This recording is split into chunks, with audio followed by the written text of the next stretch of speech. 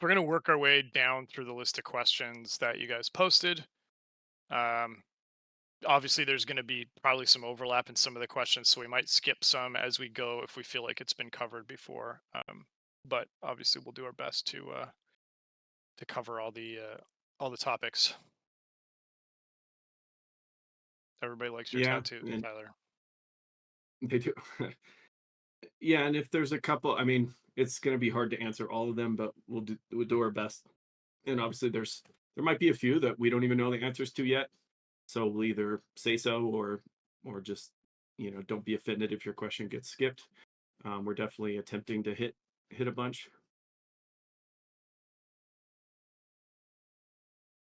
Okay, you want to start? Yeah, let's do it. Okay. Well, my name is Chris. I'm the creative director and co-founder of Red Hook, and with me is And Tyler. yeah, I'm Tyler Sigman, the other co-founder, and then the game design director. And Chris and I have obviously been at the company since it was nothing.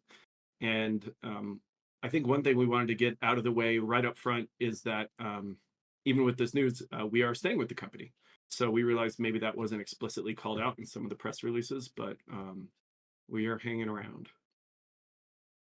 Yeah, so obviously big news. After about 11 years of being independent, we explored and conversed and met with the people from Behaviour, and over the course of the past 6 months, finalized a transaction to sell Red Hook to Behaviour, and with the aim of continuing doing what we're doing and making even more Darkest Dungeon.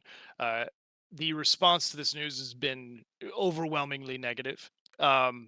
Everywhere on Reddit and Twitter is a lot of doom scrolling, and I understand uh, where that comes from. I think the doom posting is kind of made up of like three things, like fear, anxiety, and love, right?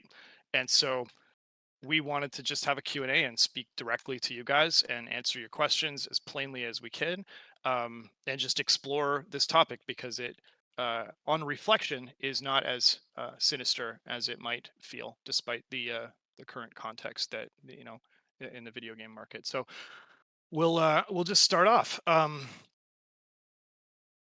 Someone asks, Sorting Helmet asks about an allusion to making Darkest Dungeon into a larger franchise and is curious about what that means. That really speaks to the reason why we explored doing this, right?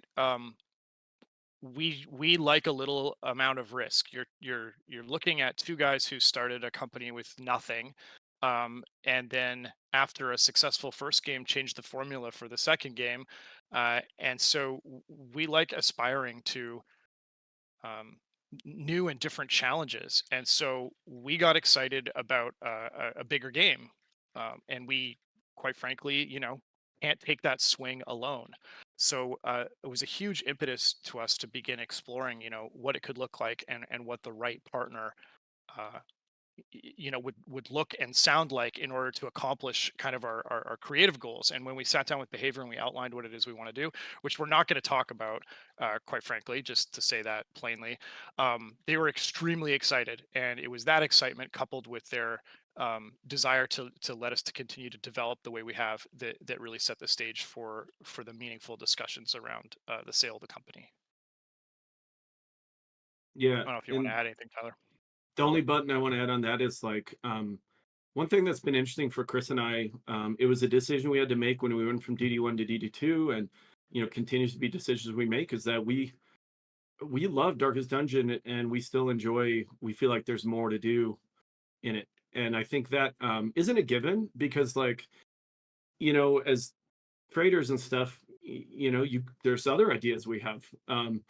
But I think what one thing that happened when we looked at starting DD2 was just like, oh, we got really excited about an idea, and it was that made us want to do more stuff in Dark Dungeon world. And I think that that remains. It's not to say like we may never do something else, but we just we have like a love. It's not like a prison. It's an opportunity to keep making DD stuff. So that was in our heads as well. Wounding Helmet wants to know our favorite heroes. I've been asked this a million times. I can't pick. I love them all. They're all great. The Highwayman is the best, but not the best designed. Yeah, answers change over time. I lately I've been going OG again, back to Plague Doctor, just because um it was such an unusual class at the time, and I know a lot of other games have since kind of featured Plague Doctors, and we weren't the first. But she's just really cool, and I think like Chris's design for her, just really, you just immediately know it's Darkest Dungeon, and um yeah, she's great. So loyal Signarin, I'm gonna screw up these names. Some of them are just wild. Uh, mentions that the article calls out a runway for future title and stability. Since DD1 was on Kickstarter and DD2 was on Epic, would we compare the acquisition to be the source of a third game for Red Hook? Um, I mean, it's coarse, but essentially, the Epic deal, there was a lot of naysaying around that, and I think that in the end, it produced a better game than we would have without it. It was great for our studio. It allowed us to staff up. It allowed us to take a little bit extra longer in early access and really refine DD2, and we've continued to refine it since its launch. And this deal essentially secures our funding for our next title. Which is, like I've said before, we have some bigger plans and some bigger ambitions for Darkest Dungeon. So yeah, and that's great uh, for our for our staff. Quite frankly, we take Mm, being employers very, very seriously. This is not a pleasant. These are the winter months in the game industry, and mm. while revenues were way up during COVID, and that led to a lot of overextending on behalf of a lot of these massive companies. We managed to weather the kind of lean years coming out of that pretty well. But Tyler and I always have to have our eye on what's next. So yes, the team's been working and doing amazing stuff on Kingdoms and Human Bondage DLC, but we have to be kind of 3-4 steps ahead of that and thinking about where we're going to be positioning ourselves, what we're going to be developing, and the scale at which we're going to be developing. So this partnership with Behavior, and I say partnership not to be businessy and euphemistic. They can't do what we do. They don't know how to do what we've done with a small team and the resources we have. And we don't have the resources and operational scale that they do. So it's a very, very good pairing, and I think it spells a great recipe for success for our next game. Yeah, a lot of the questions probably, and a lot of the fear relates to this kind of stuff. But like you said, it's we're at a kind of an interesting size. Like, or sorry, Red Hook only makes one game at a time currently, at least, and um, it's kind of like playing all in poker every hand is the reality. So we've been really fortunate. Dark's Dungeon is profitable.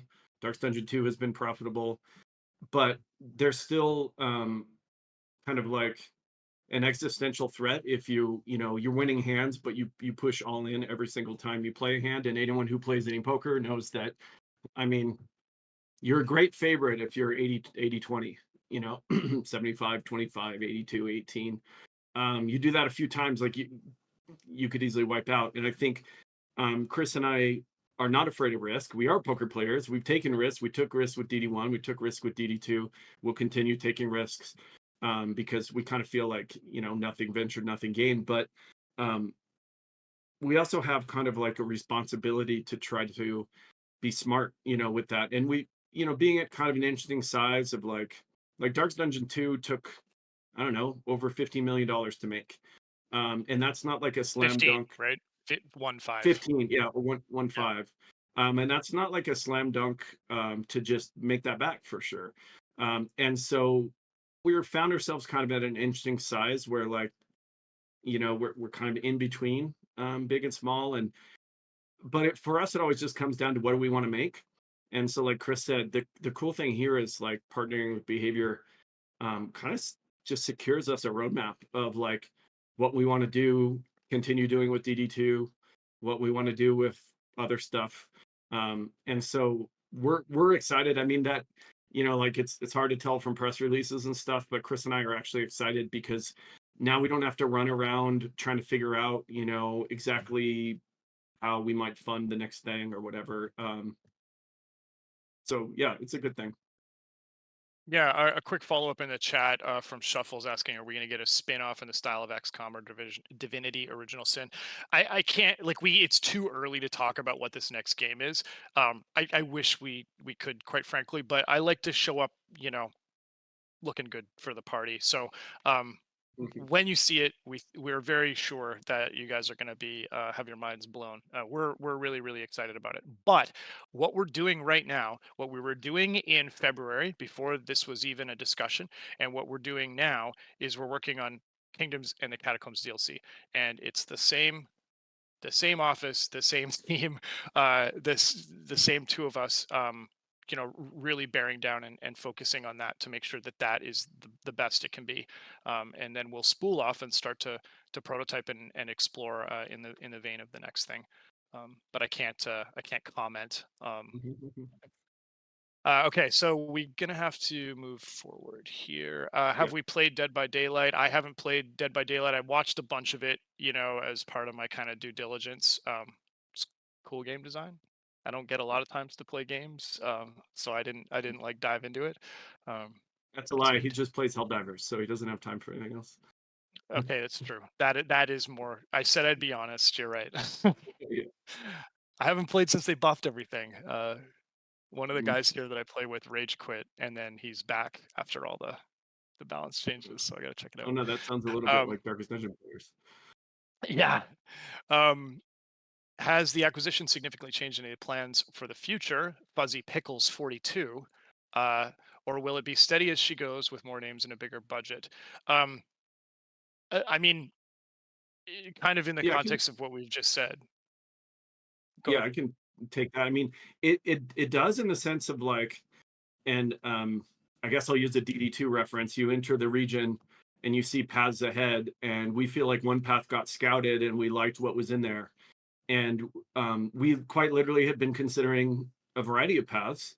And like Chris said at the outset, and some of you might not have been here for that, kind of what was really key for us is thinking about, well, what would we do if we partnered with someone like Behaviour, and brought it to them and they were stoked. And so yeah, it changes the plans in the sense that it kind of like solidifies a route, and now we're following that route, and that's great.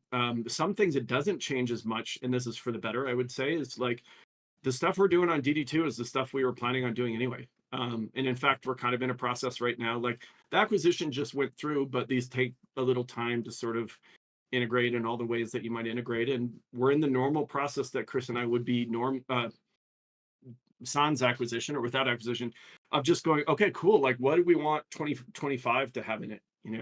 Obviously, we're working on kingdoms and in human bondage, but that's the kind of normal stuff we'd be doing anyways, trying to figure out what's next. So, yeah, it's really nice to kind of like have a long-term plan fixed now. That is like great for our ability to continue like I guess fleshing that out and executing. So that feels really good because sometimes in this business you kind of have to have a plan A, plan B, and plan C, and then like be willing to duck and dive based on what's happening. Chris and I have always been pretty good at that. The Epic thing is another example. I know it made some people unhappy, but it was something we had to seriously consider and did, and we're glad we did.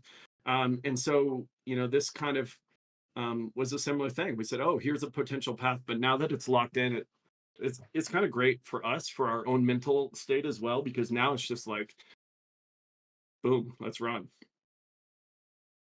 British Brat and Diablo FDB in the chat both asked the same question about the level of oversight that Behavior is going to have on future development of Darkest Dungeon, and um, all I can say is what has been communicated to us over um, many many many meetings, and that is they want us to continue making Darkest Dungeon content for supporting DD2.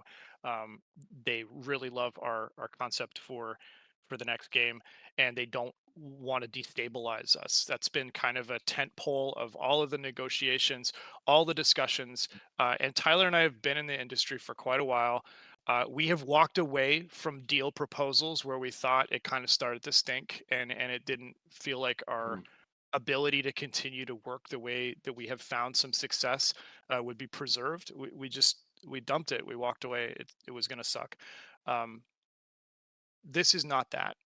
Um, there is Mhm. always risk. Okay, so like there's risk to staying independent, and there's risk to partnering. And I see a lot of people fretting over, and I understand it. I understand it, over the risks of partnering. You know, could they shut us down tomorrow? Could they, quote unquote, ruin um, DD2 or DD1, or force us to do weird collaborations that we don't want to do. Any of those things could theoretically happen. The same way there's a huge amount of risk to remaining independent.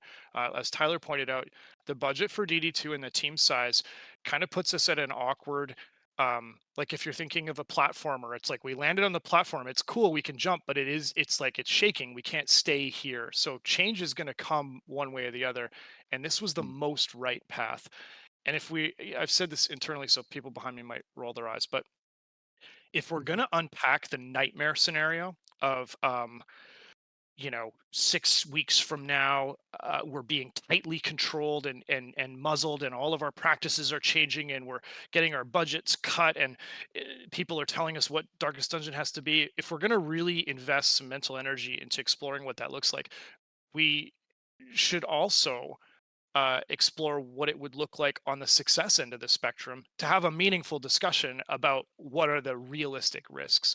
And on the successful end of the spectrum, and certainly what we've spoken about, candidly with behavior, and they've echoed back to us, is the success scenario is we continue to develop and support DD2 as we have been, and we move our team towards our vision for our next game. um, Meanwhile, we take advantage of their capacity to make more Darkest Dungeon. That's what the success kind of end of the spectrum looks like. There's risks both ways, but we feel like this is the most correct thing, course of action for the company. Yeah, I've got Um, a little yep. thing to add on that too. That just from kind of looking at some of the comments over the last 24 hours and stuff. I saw some people mention, like, for example, like the Risk of Rain deal. And this is not to throw anyone under the bus at all, because I think the people at Hoopu are awesome. Now they're at Valve, but they they sold the IP in that scenario.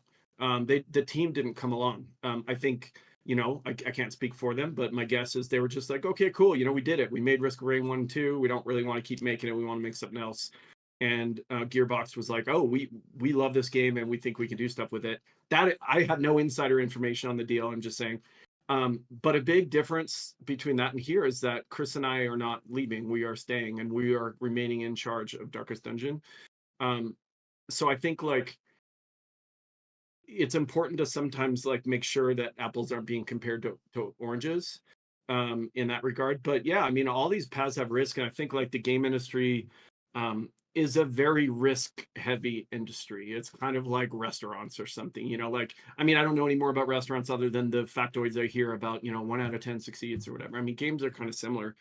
And it's a real privilege to have been around for 11 years with Red Hook. I mean, it's gone by in a flash, in a way, and in other ways, it's kind of like our whole life. It's a really, really big, meaningful part of Chris and I's life. I mean, we kind of pinch ourselves on a regular basis that we were able to make this game that we wanted to make, and then it succeeded. I mean, this is just, we've been on enough projects to know that is, like, rare. And so I think, here again, um, it wasn't just us trying to elbow our way in and say, hey, Behavior, we kind of want to stay and keep working on it.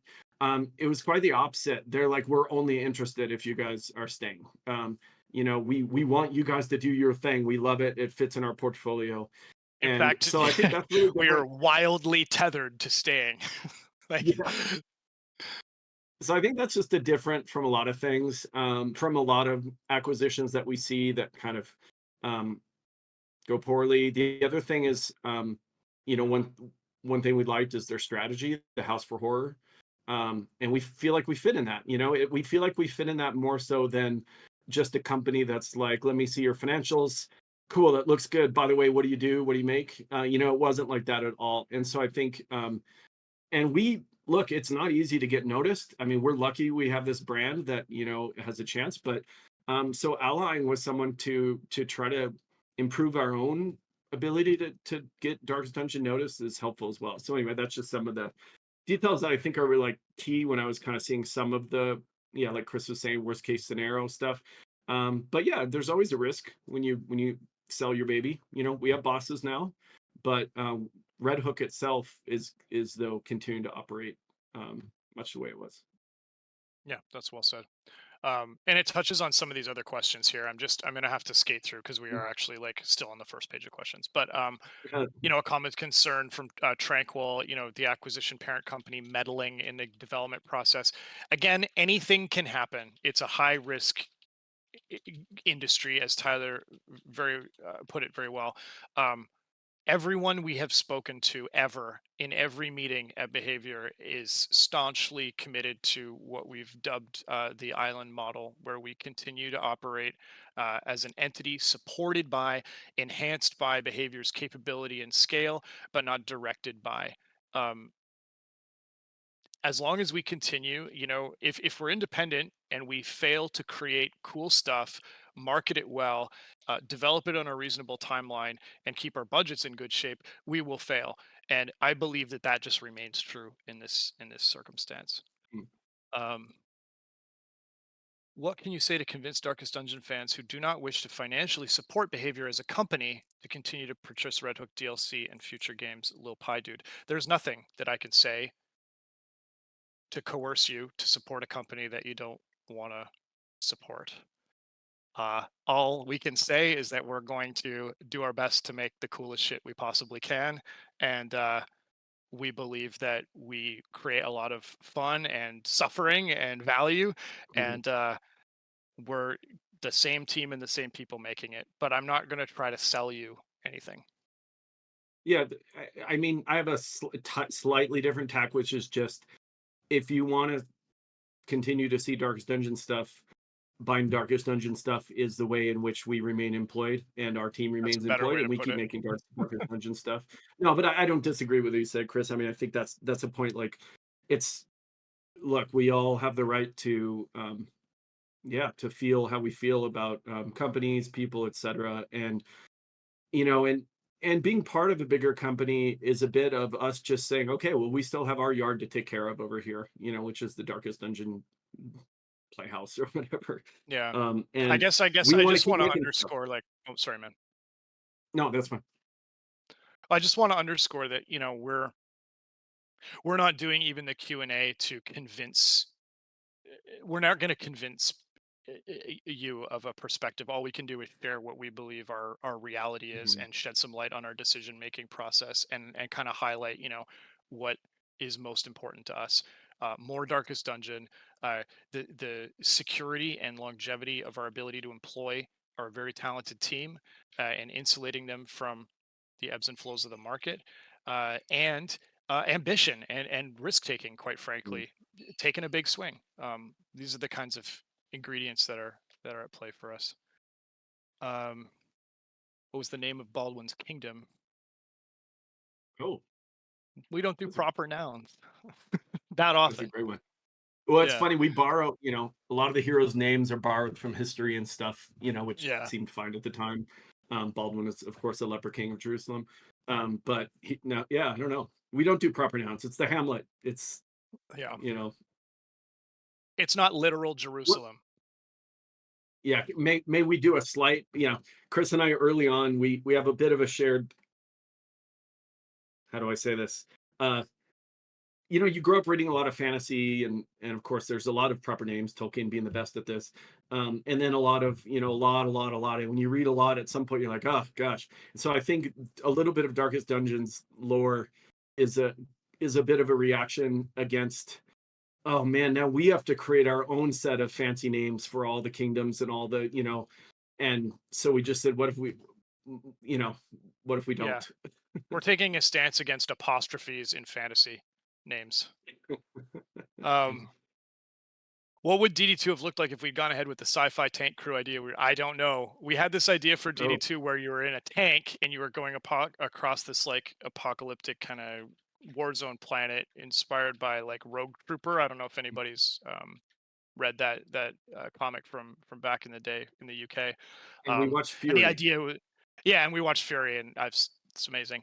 But we had this The idea hell's that like movie. Wayne would be talking to you over the radio, like you wake up out of stasis and you're in your tank and the war's kind of over and you're trying to make your way to like this extraction shuttle thing and he's like talking to you the whole time. And then when you get there, he's just an AI and the last shuttle left like 200 years ago or something. Um, I don't know. Mhm. It's kind of a cool idea. But Yeah. we realized we'd When have to like parody our own character classes and turn them all sci-fi-y, and we wanted to do more with our heroes. So we kept it a stagecoach. Yeah, that was really what swept us back, right? Is realizing, we had done the comics and all that kind of stuff, and it was like, wow, this would be really cool to explore the heroes' backstories in a mechanical way, as you see with the hero shrines, which, gosh, they were a lot of work, and I hope people like them, but I know that they've been a source of but we were, I mean, from the beginning, we were championing ourselves over that. Like, what a great idea!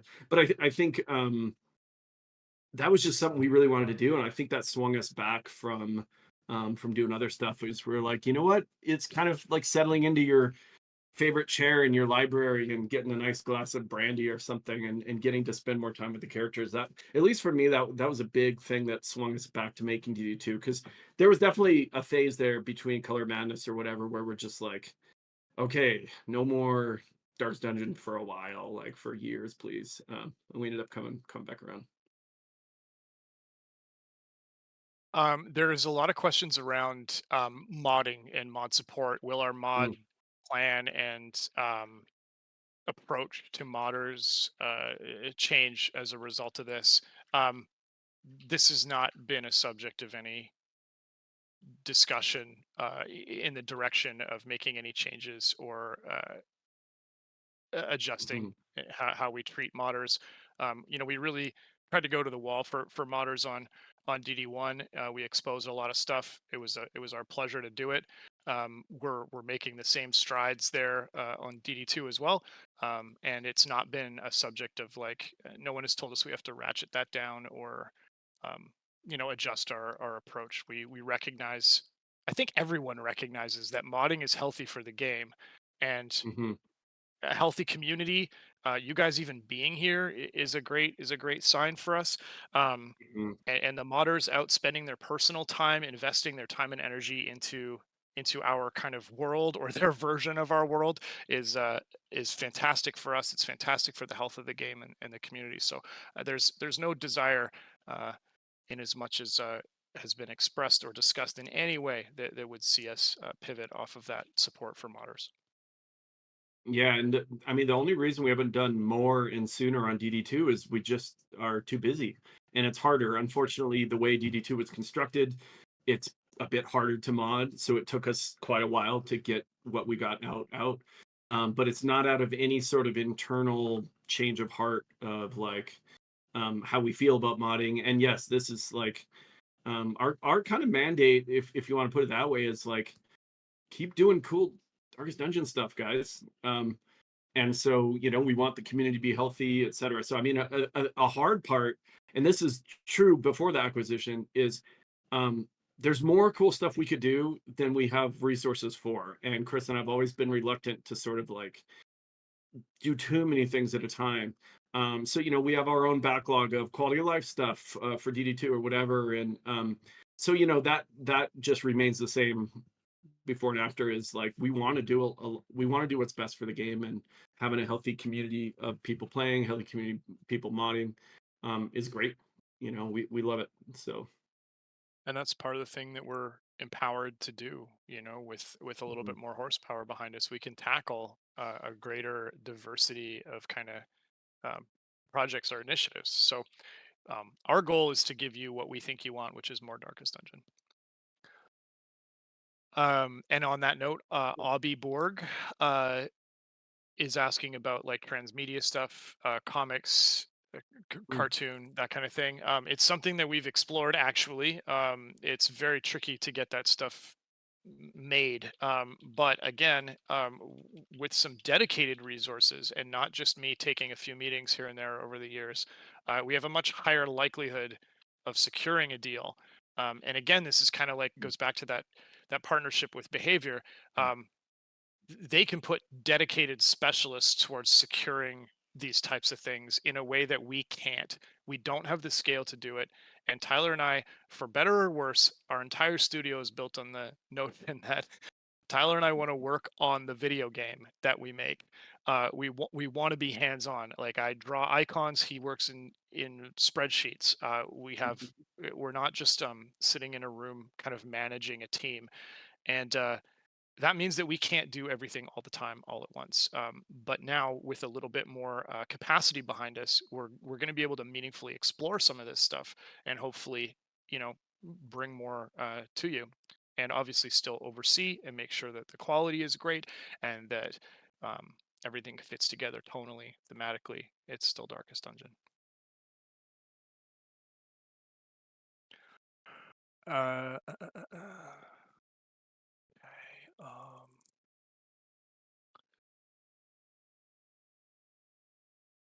okay, Okay, British Brat asks, I think a lot of people have concerns that Red Hook is in the red financially and thus needed the deal in order to keep the doors open.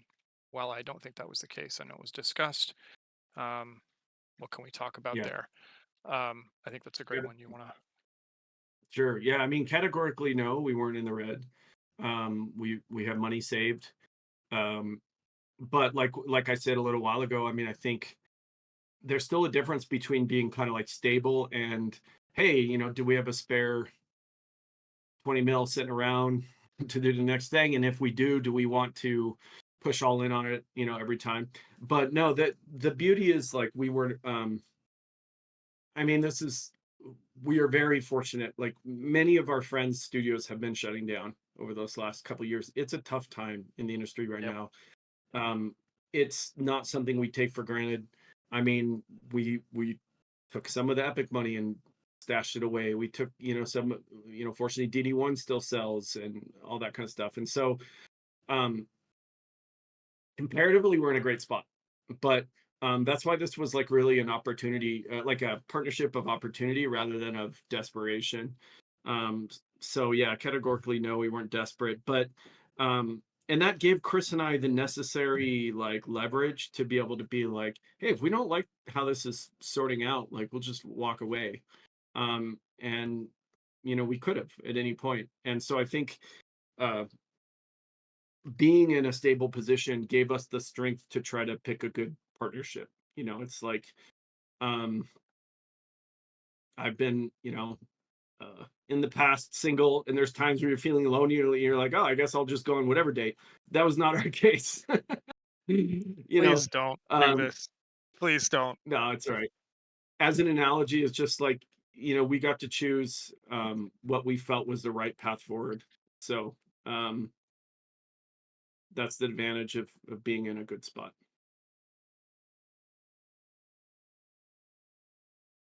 Uh, we did extra lore, extra comics, blah blah blah. We would love to. That sounds awesome. Can we expect new colors for each hero in the future? Some of these are very specific to the game, and I'm not glossing over them because they're not exciting. But I don't. I want to spend as much time as we can hitting the real meaty stuff and exploring the stuff around the current news. If there's demand, like we're happy to do more Q and A's and really focus on like what can we expect in kingdoms or whatever. But I want to make sure that while we have some of this audience of kind of core community members, that we really hit the meaty stuff. And one of the comments here that has a fair amount is mentioning the unfulfilled the Mythic board game. We don't know exactly what is up over at Mythic. We know that our team also hasn't received some of their supplies or their updates to the game, and so we're kind of just waiting to see how it plays out. We're a little bit in the same boat as you guys. Yeah, I mean, being a licensor, you have limited power. We are not board game manufacturers. Um, we don't have windows into the exact processes. We have a limited amount of things that we could do, and our focus has always been on just hoping that they can they can carry through and deliver. I mean, I personally have 3 or 4 copies of the board game in my closet here, but I'm waiting for wave 2 like everyone else. Um, and yeah, that's a tough thing. It's a tough business, and we don't have total visibility. So, and one of the limited things we can do is like pull our license, but that seems like extremely It unproductive zeroes towards out the the idea of chance of it ever happening yeah, if we did that, right? yeah. So I mean, we could kill it or we could cross our fingers, and we're kind of, in Mhm, the latter camp. Related, I guess, is sorting helmet. I guess it's a Harry Potter thing. Um, Wants to know if we'd ever do cross promotions or having behavior stuff in Darkest Dungeon, whatever. Our mantra has always been, and I'll continue to fight for this, is that nothing goes into Darkest Dungeon. If you want to put the Plague Doctor or the Crusader in something, cool. Uh, you know, I know that the DVD content pipeline is jam packed for like years to come, so I don't think it's likely that next week we're going to get Plague Doctor Survivor in DVD. But nothing's coming into Darkest Dungeon that doesn't belong in Darkest Dungeon. That's what makes Darkest Dungeon work. You can't be this melodramatic, this overwrought, this committed to being absolutely gothically emo, and grotesque and cosmic horror. You can't do all of those things if you're breaking the fourth wall and winking at the audience. So the security of the borders around the Darkest Dungeon IP are necessary for it to remain plausible as its own fiction, if that makes sense. So no, we don't want to bring. I like doing little nods. Here and there, like Black Phillip or things like that. Uh, but there will never be, a Gundam in Darkest Dungeon, even though I love Gundams.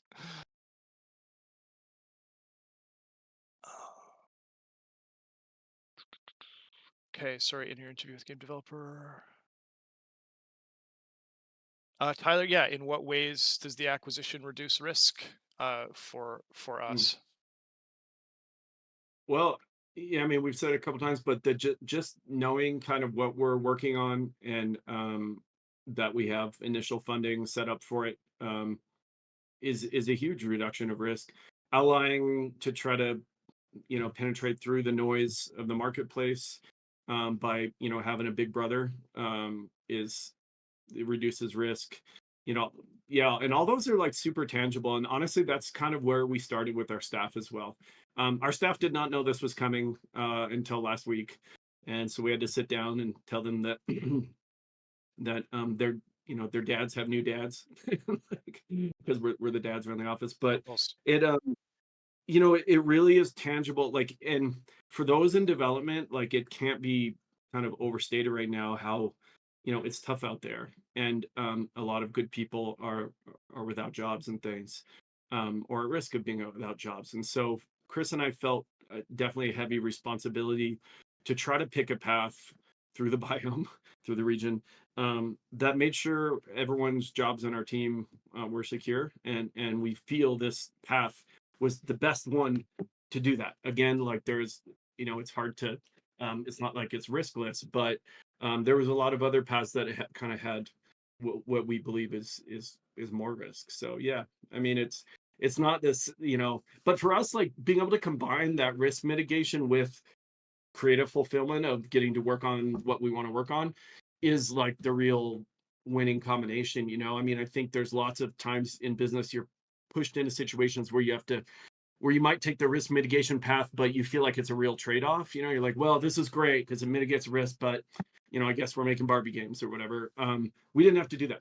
So, we feel like we kind of got to have, um, the cake and also eat it.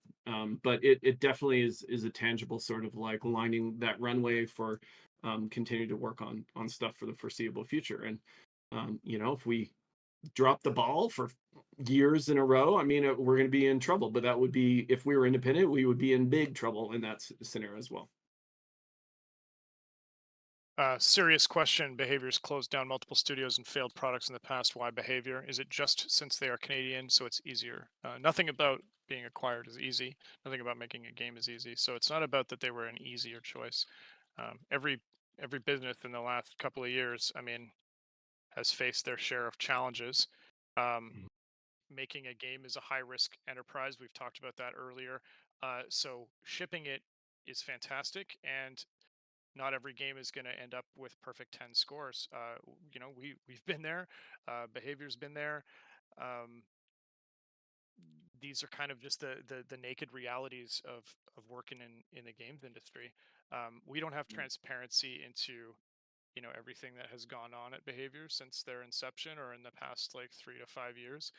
And certainly it was really unfortunate to get the news about the Seattle studio at the same time as we're announcing our partnership. It definitely took the wind out of the sails, and I think cast a long shadow.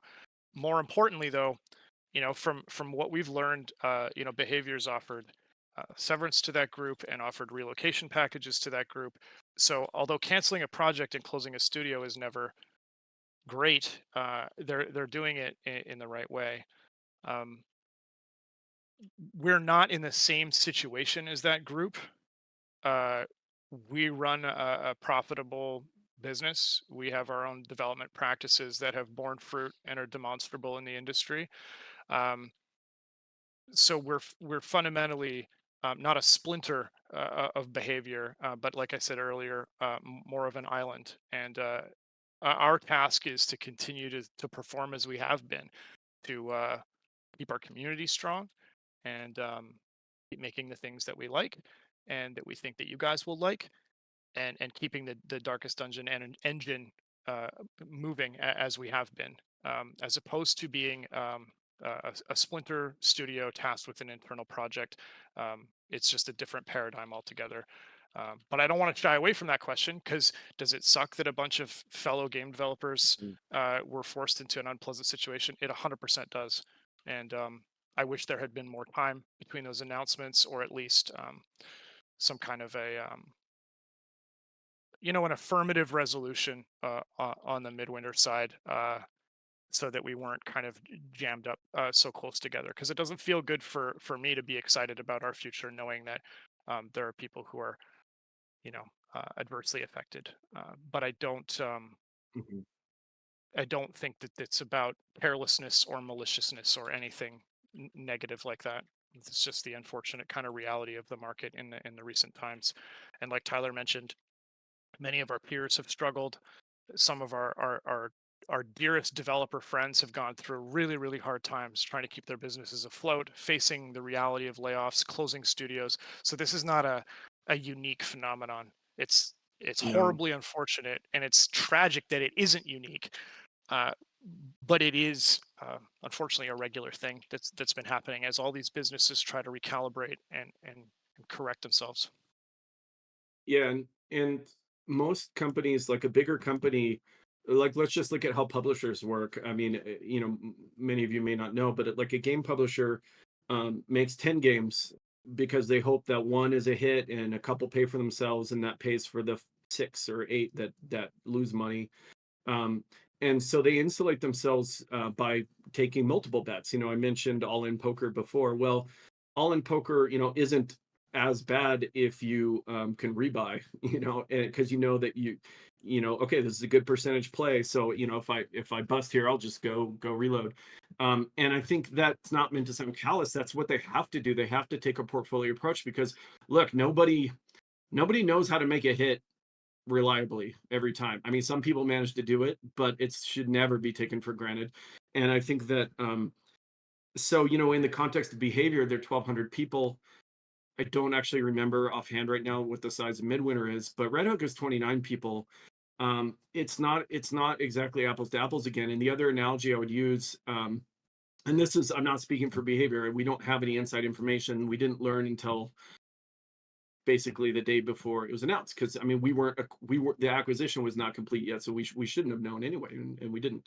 But what I was going to say is, like, if you are managing a hockey team, um, you might have too many good goalies and you need a defense person, you need a winger, and so the headline might like read, why did they just hire a winger when they just let a goalie go? But it's not, it doesn't, it makes sense, right? You're like, you have too many goalies, and not all jobs are fungible. in games, it's not quite as easy as just saying like this team of 10 can do what any team of 10 can do. They might be very specialized at one thing, and this team's very specialized. And, you know, I don't know, again, this is not me speaking for behavior, but um, I get the feeling that it was a separate issue of like, how's that game going? Whatever, how's the studio going? And meanwhile, we want to build the house for horror, and here's an IP, Darkest Dungeon that we want to add. And yeah, I think it's unfortunate timing. And every article that Chris and I read yesterday mentions them both, and of course, because if you're covering the news, this is behavior news. These things happen at the same time, but I don't think they are necessarily related. Someone in the chat, the awkward Hetty, says that he can't help but feel the modding part was glossed over a tad. I don't actually Mm. agree. I'm not quite sure what else we can say about modding, but will DD1 be touched again? Potentially, certainly more potentially now than 6 months ago. Will projects be halted due to IP? Um, BR, Black Reliquary or the Backport projects? Those are mods, and we don't have any. I think I was pretty clear about our continued commitment to modding remaining, the way it is. So we may go back and look at DD1 if we feel like there's a good opportunity or something exciting we want to do, and we have no plans to suddenly cease and desist some of these more ambitious mod projects. We've supported Black Reliquary actually. Uh, to a borderline inconvenient degree. Like, it's a lot of emails. We've done a lot of stuff. We've worked with them pretty regularly, despite it not being our core focus. We've tried to set them up for success. So I think the proof is kind of in the pudding there. There's a bunch of questions about more Wayne lines, more music. Our updates always feature more Wayne lines and more music, so definitely look forward to that. Um,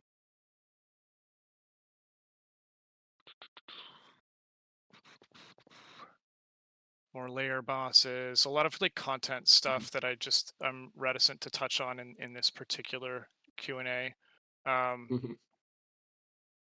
Yeah, I mean, what we could say just generally is, in the same way that this led to Kingdoms, we try to look at what would be really cool to add to the game, what's good bang for the buck. And sometimes it's not the super obvious things. Like, would we like to add a new region? Absolutely. We just didn't feel at the moment per se that adding like a full that adding a full region was the thing the game desperately needed the most right now. I know I'm not saying everyone agrees with that viewpoint. I'm just saying Chris and I, wanted to do some other stuff, and that ultimately has led to, for example, Kingdoms. But that's not to say we shut the door on those other things. And the bottom line is kind of like if people are buying stuff and we can make it and not lose our shirt on it, we want to keep expanding the game. I mean, we love it. And with DD1, we eventually stopped making content, not because it wasn't profitable. It was just because we felt like we needed to make the next thing. But kind of a beauty in this scenario. I mean, like if you want to just look at it from like, what does this acquisition mean to you as a Dark Dungeon gamer? Um, is like there's more chance of us being able to do more things now, because we just have a little more resources to bring to bear. So there's more chance of continued DD1, DD2 stuff while still doing whatever the mysterious next thing might be. AY professor, I like some of these like brutal questions. How can the community be certain that statements made by Red Hook are true to Red Hook's interests and not merely a reflection or reflex of behavior's interests? Basically, how can we know that Red Hook has not become a puppet company? Um, I don't know that I think in those terms. You're hearing from the two people who founded, um, ran, managed, contributed to 11 years of Darkest Dungeon, and we're continuing to run and contribute to more Darkest Dungeon. Um, we're not a political organization. I don't think we need to sanitize our speech to that level of degree. Uh, we're here representing what we feel is important to us and to our staff and our team and to you guys, and just outlining the reasons why we thought this was just a great opportunity to seize. Um, and we'll have to just hope that You can hear the earnestness and the honesty in that. We believe this is the absolute best path forward for Red Hook and for Darkest Dungeon. There's a movie called A Most Violent Year. It's one of my favorite movies, and there's an amazing bit at the end where the protagonist, who's under pressure like the whole time, he says, you know, I've always believed in doing what is most right, and that really has stuck with me for years now because it allows for the fact that there is no absolute correctness, certainly not in kind of business or creative enterprise, but there is a most right path, and I think that's what this is. Yeah, and um we don't have arms inside of us puppeting us right now. Yeah, Do we care about what behavior thinks? Yeah, they're a partner that we just are, setting up potentially years and years of collaborative work together with, and have done nothing to make us not want to trust them and collaborate with them. And I hope they feel the same way about us. But like a big part of this was Chris and I trying to like open ourselves up through the process and be like, this is how we operate. This is how we make decisions. This is what we would do. This is, like Chris said at the outset, here's a game we would love to make, all that kind of stuff. So I think that like, um, I don't know, like we're too feral to go immediately from 11 years of doing our own thing to being puppeted instantly, so I think, in the future, as things progress and we continue making things and rolling it out, um remember that not everything we do meets with resounding success with all of you normally. And so when we do a thing and you're like, that's bullshit, just remember we've been quite capable of doing bullshit for 11 years. um and it's not necessarily because we're being puppeted. We may just have yeah. done a thing that you dislike again. um Obviously we hope to Obviously, please all of you. it'll never happen, and that's why I said earlier, Right. like, if Kingdoms comes out and you don't like some stuff in it, it has nothing to do with the behavior acquisition. Like we have designed and worked on Kingdoms the same identical process that we've used all the way through. Same thing with Inhuman Bondage. Same thing with our next game. There was a question here about the timeline, saying word on the street is Behavior approached us, but we had this game idea. The way it went down straight up is that we met with their VP of product at GDC a year ago, March, and just had a great chat. He's a very candid, plain spoken guy and immediately had a good chemistry. We talked lightly over the coming year, and then things got serious at GDC this year. And they said, okay, well, what would it look like if we were to partner? And we said, this is what we want to do. What do you think? And they said, that sounds fucking amazing. And that's where things started.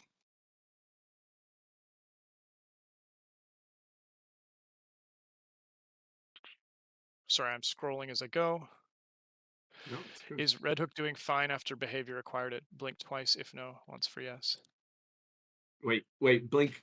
Are we doing fine once? Okay. Yeah, we're doing fine. Yeah, just the one All blink right. Yeah, won't no, I do it. just didn't want to get it wrong and then accidentally send the wrong message. I'm glad it Do you wasn't guys? asked like, is behavior not doing not fine or something? Because Yeah, it would be a and very I high mean, risk straight. question to We're get. figuring this out. Like it is going to be different for Red Hook and Yeah. different for Behavior. They have never had a studio like ours partnered to them, but not inextricably attached to their processes. And we have never had a bigger umbrella organization. So, are things going to be identical? Absolutely not. That would be naive. But that doesn't mean things are going to be worse. I think that actually things are going to be better in the ways that we've outlined. Um, more more Darkest Dungeon, a bigger swing, some bigger risks, more diversity of catalog. All of these things are kind of more within our grasp as we kind of move forward. Yeah, and a little bit of potentially improved day-to-day focus for Chris and I, to be honest. I should have What, said that. none of you could possibly see in the background is how much time that we have to spend in certain business development or other businessy things. And while yes, there will be businessy things to do with behavior, we're trying to set things up in such a way that actually just bottom line allows Chris and I to spend more of our day looking directly at the game than we currently do. I mean, we still spend a lot of our day, and of course, we work on the game, etc. Like he wasn't exaggerating about him drawing icons and me being a spreadsheet, but due to the rigors of and the responsibilities of running the shop in the way we have for the past 11 years, there's a lot of time spent doing stuff that does not go into the game. And some of those things, Behavior is going to help us with a little bit, legal stuff like that. Like these are good things that they're helping us with. That the bottom line is like, I will get to spend more time looking at the game. Chris will get to spend more, that's the theory anyway. And that's how we're trying to Yep. build and structure it. They even talked like when we met them and they're like gave this kind of presentation on how they thought it could work. They're like and we will have to take over legal and finance. And we're like, please, like, by all means, that sounds amazing for us. Uh, we want to make Yeah. video games, not not those kinds of spreadsheets. Um, One question about kingdoms that I think is good to answer. It came up a little bit earlier in the chat. How should we understand the new design of Darkest Dungeon 2 Kingdoms? Simply speaking, Darkest Dungeon 1 remake with DD2 assets, or is it a complete overhaul in terms of how it is played? It's a remix of DD2, and I want to be clear about that. Mhm. You're going to drive your coach. You're going to go through regions. They're rebalanced and truncated. The goal of Kingdoms is different than the main mode, and I guess canonically kind of happens after the main campaign. So the big existential cultist threat has been eliminated, and this is now kind of in the aftermath of that. And you'll move around the kingdom facing these kind of new threats and trying to keep things safe. But it is not DD1 in DD2, but it is not DD1 Confessions. It's definitely kind of a remix album on DD2, and the more we play it internally, the more we develop it, the more of an identity it takes on. And we're going to be starting, secret, private, closed testing of it in the next little while, and we're hoping that it finds some legs. Well, and oh, sorry, this follow up. Will all Kingdom faction modules be free? Yeah, the three that we've mentioned are free updates to the game. There's a lot of questions about, will there be more DD2 support? Will there be more DLCs? And I think it just goes back to what Tyler said. If they finish in the black and they sell well, we'll make more. If they tail off and we're spending more than we're earning on them, there won't be. So the best way to ensure, and it sounds like a plug, but it's just the truth. The best way to ensure more and more DD2 content and expansion and growth um, is to buy the stuff that we make, and we'll continue to make it. And the beauty of this behavior thing is that we're now positioned in such a way that we can continue to serve DD2 so long as it's profitable and make progress on on our bigger plans. Those things are not mutually exclusive. Whereas in our current setup with our current, you know, war chest and team size, we would not be able to do that. Yeah, and that profitability word, I don't want to scare people. That would be true if we had remained independent. Um, Yeah, we would have to look at these things and say, oh, well, that one didn't attach or that didn't sell so well. Maybe it's not so smart to spend 9 months on this package or whatever it is. So that's not like the behavior suits are in the building, kind of driving that decision. It's a decision we would have had to put on our own suits and make on our own. And I think that like yeah, it's a hard part of the business of having to look at that, but I mean, hopefully you see like Kingdoms is an enormous amount of work, and we decided to release it for free, because we just think it's cool and we feel like it's the right decision to do, um, to maybe continue growing the game and I don't know, give people cool free stuff sometimes. And we're going to release Inhuman Bondage, which will be paid. So if you feel like you're happy with what we did, like pick up Inhuman Bondage and show your support that way. But we experiment with these things too, and our the health of the game and overall success of the game is not driven by just like what can we make and what's the highest price we could possibly charge for it. I mean, we're constantly trying to look at that stuff. Pricing is like a real black art, like yes, we charged more for DD2 than DD1. It was a bigger game. It took longer. It took more people. It took more money to make. So we thought maybe that was appropriate. But I don't know. We know if we picked the right price for that? Not sure, but that kind of went into our decision making of Kingdoms of like, hey, a lot of probably everyone here bought DD2 for full price, when it came out, and we're extraordinarily grateful. I mean, that you're part of the community, buying the game, making content, just playing it. It doesn't, just those of you that just play, those of you that mod, like those of you that are in our Discord making it alive. I mean, that you're all part of making this game succeed. And our goal is to give you good stuff at a good price. And hopefully, we like to read those things when someone's like, oh, I have 400 hours in the game and I paid $20 for it. Like, great, that's good value, and I hope people feel that way. We're not reaching into your pockets every hour that you play to try to grab coins. So Which is something that has come up, on the Reddit more predominantly, but I think it was mentioned here in the Discord question stack. Are suddenly now we're gonna have microtransactions because Dead by Daylight has microtransactions. Like, we're not gonna overhaul the Darkest Dungeon 2 business model a year plus after its release to somehow turn it into something that it isn't. That's never how we've operated in the past. Um, and looking ahead to our next title, um, we're agnostic of business model in that case. We're going to develop the game we think is great and then build what we feel is an ethical and fair business model around it. um, Everybody said early access was dead, and then we did early access really, really well, and then people were like, oh, maybe it's not such a bad idea. Everybody said, the battle pass type model was terrible, and Helldivers came out and did it frankly very, very ethically. And there's been very, very little complaints about how they approached it. So there's always a solution if you keep your principles and your values in mind. And that's what we've always done, and that's what we're going to continue to do.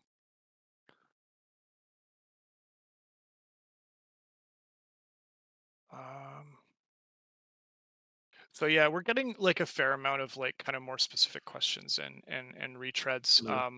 yeah. Books, comics, movies, TV. Would love to do that stuff. More able to do it now Mhm. with a little bit more capacity. I mentioned that earlier, but that's come up a few times. Maybe some late joiners. Um, Apparently that business model is even harder than games. yeah, cartoons sound Yeah. terrible. Every time Well, we get to uh, talking, it seems like a just a gong show. But I would sure love it. That would be amazing.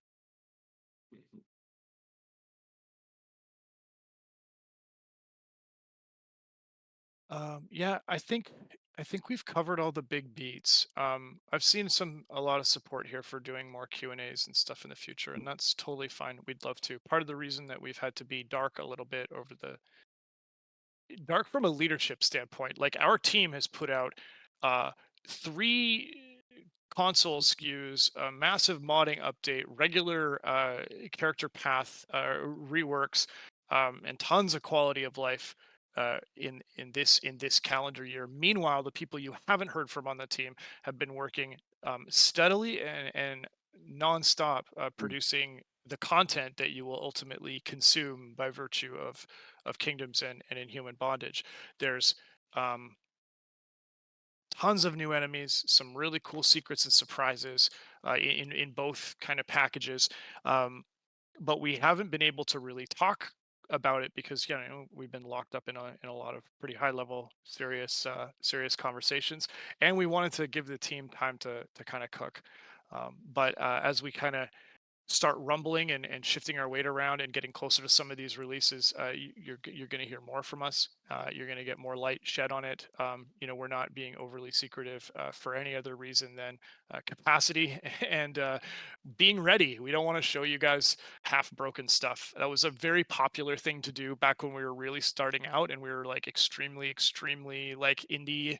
A lot of people love to show off the work in progress, and I get the appeal of that, but it's just never been something we do. We kind of like to show up dressed to impress, and we're getting our suit on over here.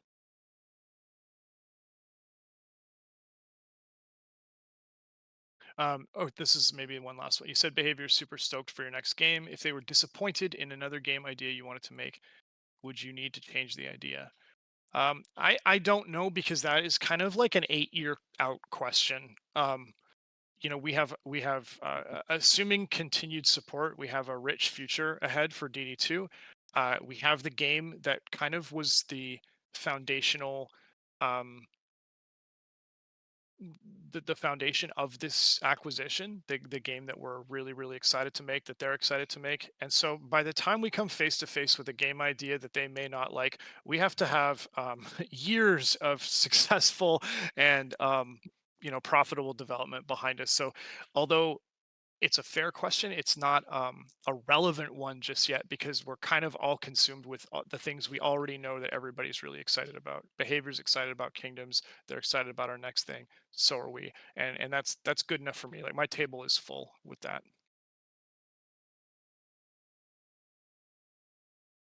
Yeah, Um, there's I Yeah. Do you want to say any closing perspectives? The Tyler minute. I mean, I'm just skimming some of these other. Andy the Brave says, is there some options for more accessibility features? The reason I want to answer that one is like it kind of speaks to kind of a broader question of like improving the game versus adding to it. And that's something we definitely struggle and juggle.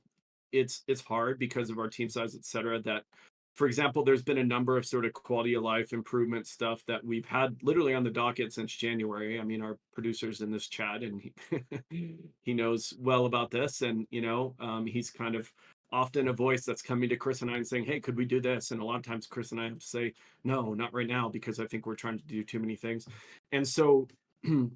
We're trying to strike a balance between adding things to the game, some of which that we can charge for, um, and then also improving the game. And it's hard because Chris and I have to step back sometimes and be like, okay, well, like, what's the biggest bang for the buck? But I think the accessibility one is an interesting one.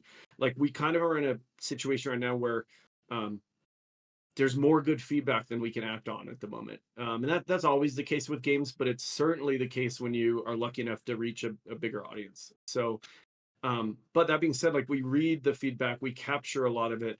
We just sometimes are having to make hard choices where we're like, well, do all these things or continue velocity on kingdoms, or do all these things or get consoles out the door. And that's just it's an ongoing challenge. And I guess I don't really have a specific answer than to say we're interested in continuing to improve the game and add to it, and we're going to try to strike a balance. So I think those accessibility things, I mean, are important. I mean, I think we did some things design wise at the end of the early access to make it where, like, look, you can steer the coach if you want, but you don't have to. You can kind of just make your decisions when you reach an intersection, and those icons pop up and you can go left or right or straight.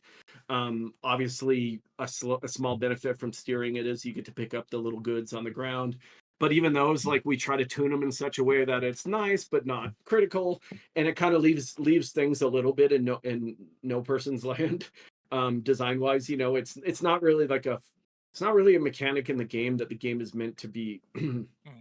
like foundational, and that's why we did that update where it's really about the route choice. It's really about what your characters are saying, and these two want to go left and these two want to go right, and how's that going to affect your relationships. So um I don't know if that helps, but you kind of just let the coach go.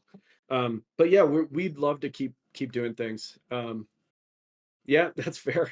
I guess, I saw that chat. Yeah, no, that's got to be annoying. So, yeah, feedback definitely taken, and we'll add it to the list. It's like I said, what the hard part right now is there's so many great things. Like, when I page over to Discord and kind of look in the feedback channel, and I'll see things with 36 thumbs up and 72 thumbs up, and I'm like, oh, I just want to do all these things. And so yeah, we'll see what we can get to. I know that's not exactly a commitment, but it's just kind of I wanted to illustrate how the decision making works for us, and why sometimes it may seem like, why aren't they doing these super obvious wins that everybody wants? It's like, well, probably because we're making kingdoms, or that kind of stuff. Yeah. Maybe a great place to end is the bomb 01. it says, with the release of Kingdoms, should we expect slower or less frequent updates to the main game? No, I Mm, think you should expect the opposite. We have Kingdoms 1 coming. We have Inhuman Bondage DLC coming. We will have Kingdoms 2, Kingdoms 3. As part of that, we will have quality of life stuff that goes. mm, Um, mhm, so we're, as again though, as long as we feel like there's an audience and that we're being supported and the project or products themselves are profitable and worth the time and financial investment, we're thrilled to continue making them. So um, just want to thank everybody yeah, for showing up. I recognize that this group of people is probably among the most invested and passionate. Um, I hope that you guys mm, learned or gained a little bit of insight or transparency into our thinking around yeah, the acquisition. We'll do more of this stuff in the future, and I encourage you to sort of share and discuss. We're going to make the video of this available for everybody. Um, and yeah, just want to thank you for joining, and thank you for the trust and confidence that you're putting in us in our studio, and just hear that our commitment to Darkest Dungeon, to our team, to our development mm. is unchanged, and in fact, we believe enhanced by virtue of a great partner in behavior. Yeah, thanks for showing up, everyone. We appreciate it. We know those announcements can be stressful, but I agree 100% with everything Chris said there. It's good. Okay, I'm gonna hang up now. Everybody, enjoy your day, and Yeah, we'll be in touch. Thank you again. bye.